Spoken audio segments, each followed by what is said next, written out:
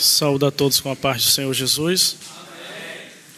Diz assim a palavra de Deus. Naquela mesma ocasião, chegando alguns, falavam a Jesus a respeito dos galileus, cujo sangue Pilatos misturara com os sacrifícios que os mesmos realizavam. Ele, porém, lhes disse: pensais que esses galileus eram mais pecadores do que todos os outros galileus, por terem padecido essas coisas? Não era, eu vou-lo afirmo.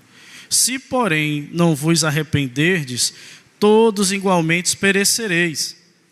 Ou cuidais que aqueles 18 sobre os quais desabou a torre de Siloé e os matou, eram mais culpados do que todos os outros habitantes de Jerusalém? Não era, eu vou-lo afirmo. Mas se não vos arrependerdes, todos igualmente perecereis. Amados, curve a sua cabeça e ore comigo, pedindo ao Senhor que nos ajude nesse momento. Amém? Senhor meu Deus, Pai bom e eterno, louvado seja o teu santo nome. Senhor, a palavra é do Senhor e nesse momento só temos a Ti para recorrer. Meu Deus, se compadece de nós nesse momento. O Senhor sabe que não é fácil, mas com o Senhor à frente, com a Tua graça, capacitando, meu Deus, temos certeza de vitória. Então, faz a Tua vontade, em nome de Jesus, que o Senhor possa nos usar para a glória e louvor do Teu nome. Em nome de Jesus, assim oramos e Te louvamos. Amém. Amados, a Bíblia, ela começa no verso 1, no verso 1, dizendo a seguinte frase: naquela mesma ocasião, chegando alguns, falavam a Jesus a respeito dos galileus, né? Repare, naquela mesma ocasião, diz assim logo no início essa frase. Mas, amados, podemos nos fazer uma pergunta, certo? Que ocasião era essa, né? Que ocasião era essa que a Bíblia fala? Quando nós recuamos um pouco, né, a gente irá perceber que Jesus, ele está falando justamente de juízo. Jesus, ele está falando de juízo. Se você prestar atenção a partir do capítulo 12 e verso 35, dá para perceber isso claramente, certo? E é justamente, amados irmãos, nessa ocasião em que Jesus está falando de juízo, que chegam alguns e lhe indagam a respeito desses galileus que foram vítima, certo? Que foram vítima desse ato extremamente cruel da parte de um governador romano chamado Pilatos, né? Que junto com o sacrifício que eles costumavam a realizar, certo? Que era realizado por eles, ele aproveita a ocasião para fazer o quê? Para cometer um delito extremamente grave diante de Deus, que é assassinar pessoas, matar pessoas em um ato de culto. Coisas que era realizado costumeiramente pela aquelas nações pagãs, né, do qual a antiga aliança retrata. Eles que faziam isso costumeiramente, matando seus filhos, matando donzelas, sacrificando donzelas, e por aí vai. E isso sempre foi, e óbvio, continua sendo um delito gravíssimo diante de Deus. Deus não aceita esse tipo de culto, e foi justamente o que esse governador romano, chamado Pilatos, ele faz nessa ocasião. E não se sabe, amados irmãos, o texto não deixa isso claro, certo? O motivo pelo qual esse governador romano agiu dessa forma, né? O que nós podemos entender, certo? O que nós podemos entender é que desde os tempos de Josué, servo do Senhor, quando o povo ele estava conquistando ali a terra de Canaã, né, a ordem divina, a ordem de Deus era para expulsar aquele povo dali. Existia ali um povo pagão, um povo gentílico, que deveria ser expulso daquela terra, e nós sabemos que por causa da desobediência do próprio povo, por causa da incredulidade do próprio povo em sua caminhada,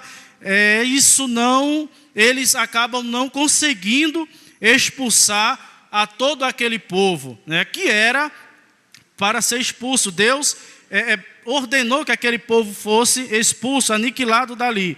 E devido a esses contratempos, eles não conseguem expulsar a todo o povo. Então ali, amados, fica, principalmente naquela região da Galileia, ficou ali uma parte desse povo gentil, desse povo pagão, né? E consequentemente, quando nós lemos um pouco mais à frente, né, um pouco mais anos mais tarde, a gente vai ver que algumas daquelas cidadezinhas daquela região da Galileia tinha sido dado a um rei, o rei de Tiro, por Salomão. O contexto ali era o quê? Salomão estava construindo o templo e o rei de Tiro lhe ajuda com muitas coisas, de fato, e ele dá algumas cidadezinhas ali, em especial dessa região da Galileia, a este rei. Pois bem, amados irmãos, devido a isso, certo? Devido a essa cultura gentílica, podemos assim dizer, alguns costumes deixados por esse povo acaba marcando fortemente a forma de se viver daquela região. Podemos dizer uma cultura mista, né? Por isso os galileus, eles eram pessoas menosprezados, né? Não tanto quanto os samaritanos, né?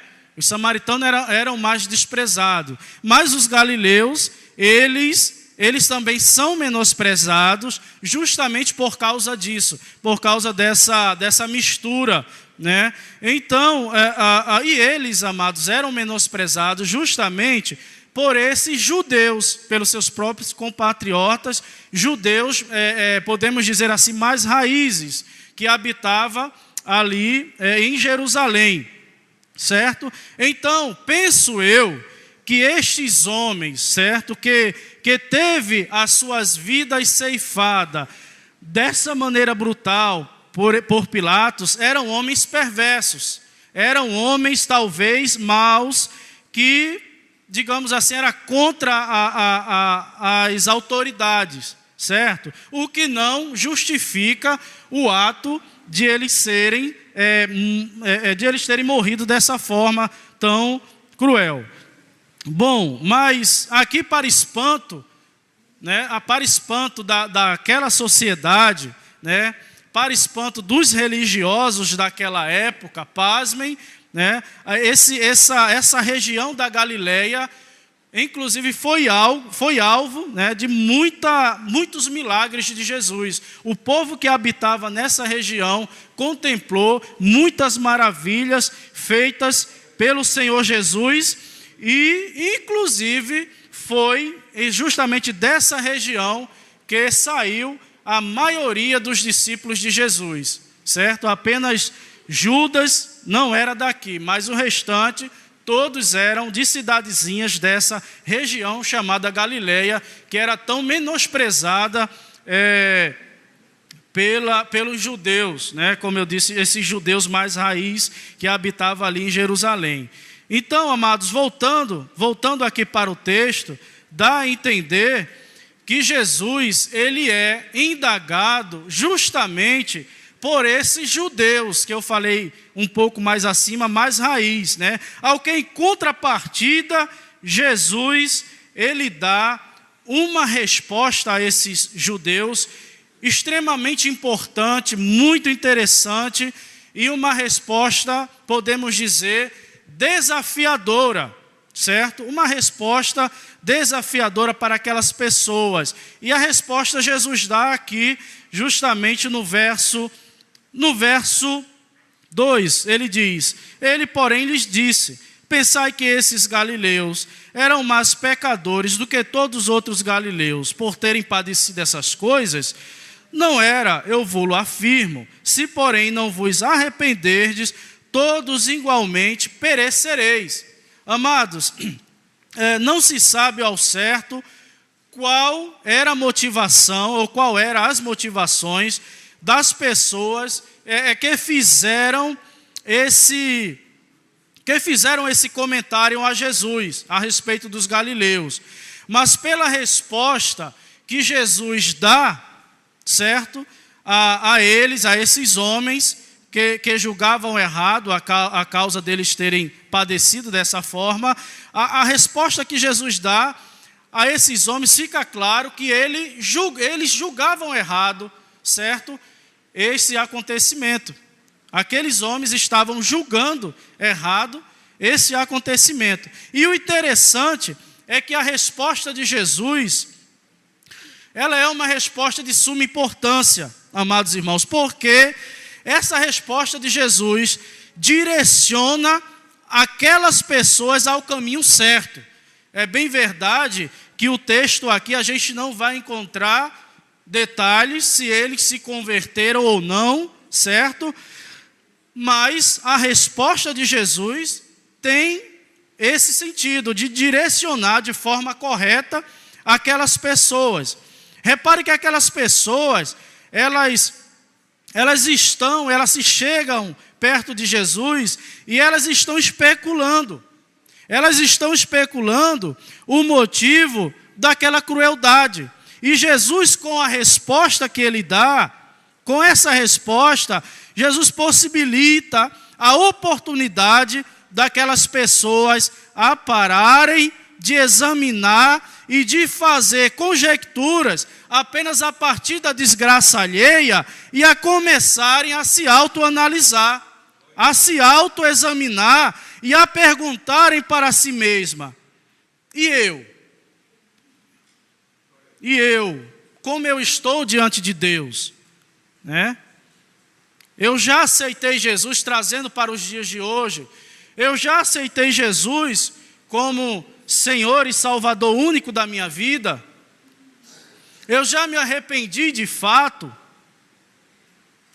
Então, Jesus aqui, amados, com esta resposta, ele nos mostra a importância não apenas de olharmos para fora, entende? Para os acontecimentos externos, mas também de olharmos para dentro de nós e nos perguntar: e se essa catástrofe acontecesse justamente comigo? Estaria eu pronto para me encontrar com Jesus? Repare que Jesus, ele trata, em um texto pequeno, ele trata de dois acontecimentos, certo?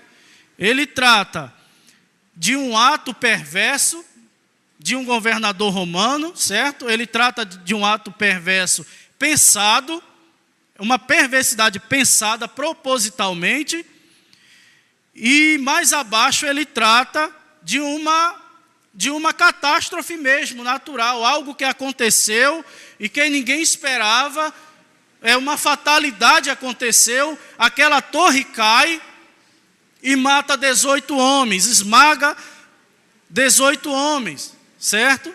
Então, o interessante é que para esses dois acontecimentos, um ato de perversidade pensado e uma catástrofe, para os dois acontecimentos, Jesus, ele trata de uma forma só, ele traz a mesma mensagem de arrependimento para ambas situações.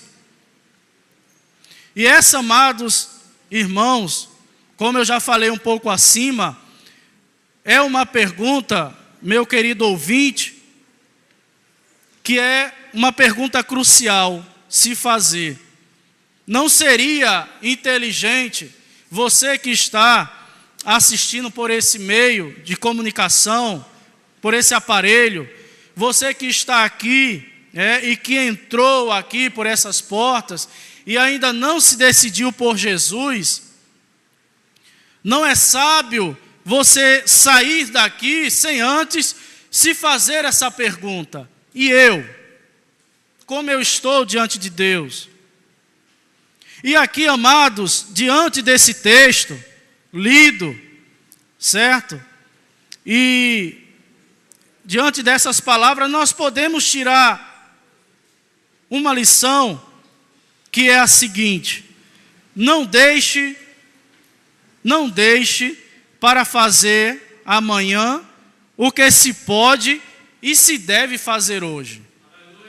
E embora essa resposta ela seja óbvia, e talvez podemos dizer muito usada, muitos aqui já ouviram muito essa palavra, não deixe para fazer amanhã o que se pode fazer hoje, ela continua sendo uma resposta extremamente importante e crucial na vida daquelas pessoas que ainda não se decidiram por Jesus. Por quê? Ela é uma resposta importante. Porque o amanhã não pertence a nós. O que irá acontecer amanhã, isso não está ao meu nem ao seu alcance. Não depende de nós isso. Por isso, a oportunidade do arrependimento. Repare que mesmo em meio a um momento difícil, a um momento, podemos dizer, fúnebre, certo? Aonde vidas foram ceifadas e outras vítimas de uma fatalidade, mesmo em um momento triste, em um momento em que famílias aqui dentro desse contexto estão chorando, Jesus ele não perde tempo com palavras, talvez, perdão aqui, de consolo, e nem por isso nós podemos dizer que Jesus era insensível, certo? Porque Jesus estava ali se preocupando com a eternidade, falando para aquelas pessoas que é preciso se arrepender. Porque aqui no texto, Jesus ele tem um foco. O foco de mostrar àquelas pessoas que arrependimento não é coisa de quem já morreu, mas é coisa de quem está vivo e que precisa se arrepender de seus pecados e reconhecer as suas culpas diante de Deus. Porque segundo Romanos, um texto muito usado por nós em evangelismo, Romanos capítulo 3, verso 23, a Bíblia diz ali que todos pecaram e destituídos estão da glória de Deus. E ainda no mesmo verso, aliás, no mesmo capítulo, agora no verso 10, do mesmo livro de Romanos, ainda diz assim: não há justo nenhum sequer, não há quem entenda, não há quem busque a Deus. Então, amados, diante desse quadro, diante desse contexto em que o homem ele está inserido, em que o homem se encontra, nada é tão importante do que reconhecer os seus pecados e se chegar para Jesus. Nada se faz tão urgente do que se arrepender de seus pecados e crer em Jesus para a vida eterna. Não permita, meus amados irmãos, que coisas, fatos mesmo, coisas que acontecem ao nosso derredor, venha tirar o nosso foco daquilo que é importante. Interessante, porque o ser humano ele é tendencioso a se deixar levar por acontecimentos e se impressionar com determinadas coisas. Por exemplo, vivemos em um contexto, só aqui no Brasil, por exemplo, aqui e acolá a gente está vendo muitos escândalos, certo? Está vendo muitos escândalos, principalmente dentro da política. Houve um recentemente, certo? Em algumas igrejas, denominações, essas coisas estão sempre acontecendo, e isso acaba, muitas das vezes, roubando a atenção de alguns, sabe? No contexto mundial, por exemplo, a gente vê que na Ucrânia está acontecendo uma guerra que vai fazer 2 anos. E se você parar para analisar, é tremendo isso, amados irmãos, porque esses 2 anos, muitas vidas foram ceifadas, muitas coisas, muitas injustiças aconteceram e estão acontecendo nesse exato momento naquela região. Muitas vidas, muitas famílias, idosos, crianças, muitas pessoas estão sendo mortas ali. E quando a gente repara também, lá para o Oriente Médio, a gente vê que lá também está uma guerra, estourou e já vai fazer 1 ano. E resultado é que muitas vidas também estão sendo ceifadas. Então a gente olha para esse cenário e a gente começa a pensar, meu Deus, sabe, de certa forma roubar a cena, tirar o nosso foco, certo? Como, se nós analisarmos, dentro desse texto, a gente perceberá que aqueles homens chegam a Jesus com também, de uma forma perplexa. Eles estão perplexos por aquele acontecimento, aquela torre que cai. De repente, aqueles homens que foram sacrificados como bicho, sem ter o mínimo respeito, o mínimo valor. Então aquilo, de fato, pressiona, né? Aquilo rouba a cena, rouba a atenção.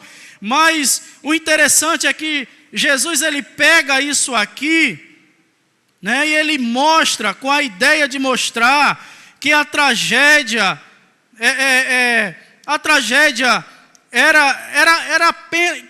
apenas a ponta de um grande iceberg, né?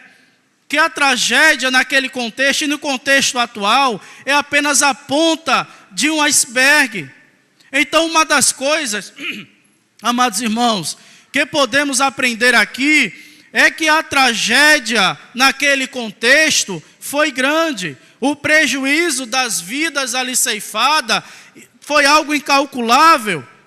Mas o que Jesus, ele quer passar ali e quer passar hoje para as pessoas do mundo todo, certo? É que a tragédia, o prejuízo que se ocorreu ali, continua se ocorrendo pelo mundo, nem se compara à catástrofe, o grande prejuízo de uma vida que parte daqui sem arrependimento, sem Jesus.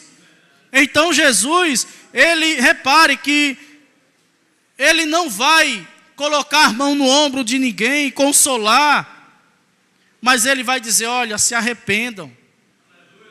Isso é mais importante. Então, amados, significa dizer que você que está escutando esta mensagem e que ainda não se decidiu por Jesus, pense bem. 1 João, capítulo 1 e verso 9, diz assim: se confessarmos os nossos pecados, Ele é fiel e justo para nos perdoar os pecados e nos purificar de toda injustiça. E como eu falei no início, o contexto desse texto que nós lemos juntos fala justamente de juízo. Está falando de juízo. E juízo, amados irmãos, amado ouvinte, nada mais é do que acerto de contas que Deus fará. E todos os povos, nações e línguas estarão presentes nesse momento. Nada escapará. E se exatamente nesse momento Jesus não tivermos tomado Jesus como esse advogado que João, o apóstolo João, retratou no capítulo 1, verso 9 de sua primeira epístola, se não tivermos tomado esse advogado, que a palavra de Deus fala, então não restará esperança para este ou para esta que não tomar a Jesus como advogado fiel da sua causa. Então, como eu disse e torno a dizer, Jesus, Ele é esse advogado, e Ele quer advogar a sua causa. Basta você confiar e entregar a sua vida a Jesus. Se arrepender de seus pecados e crer apenas nele, não em obras, não em religião, mas crer apenas nele. Crendo nele, você estará seguro, entregando a sua vida a Ele, tendo Ele como Senhor e Salvador único de sua vida, com certeza você estará seguro, porque quem promete não é eu, quem promete é a palavra de Deus. Amém? Então, agradeço aqui essa rica oportunidade que me foi dada e passo a oportunidade aqui, pastor.